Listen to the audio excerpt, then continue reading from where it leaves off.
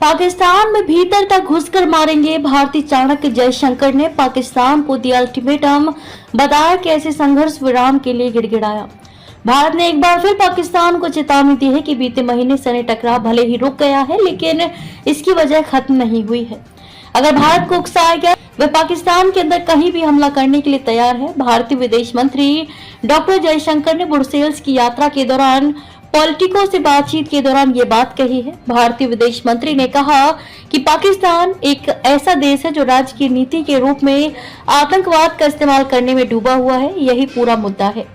Politico से बातचीत में डॉक्टर जयशंकर ने बताया कि भारतीय लड़ाकू विमानों और मिसाइलों से पाकिस्तानी वायुसेना को हुआ नुकसान ही वो वजह थी जिसके कारण पाकिस्तान को शांति की गुहार लगाने के लिए मजबूर होना पड़ा।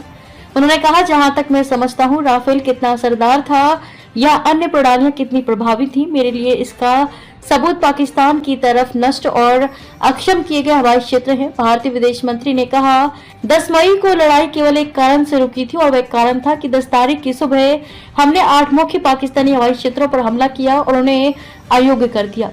उन्होंने आगे कहा कि मेरे शब्दों पर विश्वास ना कीजिए, ये तस्वीरें गूगल पर उपलब्ध हैं, आप उन रनवे और हैंगरों को देख सकते हैं जिन पर हमला हुआ है। जयशंकर ने कहा कि पाकिस्तान हजारों आतंकवादियों को खुले में ट्रेनिंग दे रहा है और उन्हें अपने पड़ोसी भारत में छोड़ रहा है। हम इसे बर्दाश्त नहीं करेंगे। हमारा संदेश साफ है कि अगर आप अप्रैल में किए गए बर्बर कृत्यों को जारी रखते हैं तो बदला लिया जाएगा और ये बदला आतंकवादी संगठनों और आतंकवादी नेतृत्व के खिलाफ होगा। जयशंकर ने कहा, हमें परवाह नहीं है कि वे कहाँ हैं, अगर वे पाकिस्तान में बहुत अंदर हैं, हम पाकिस्तान में बहुत अंदर तक जाएंगे। 22 अप्रैल 2025 को जम्मू कश्मीर के पहलगाम में आतंकी हमले में 26 नागरिकों की हत्या ने भारत को हिला दिया था। हमले की जिम्मेदारी पाकिस्तान स्थित लश्कर-ए-तैयबा के मुखौटा आतंकवादी संगठन द रेजिस्टेंट फ्रंट ने ली थी।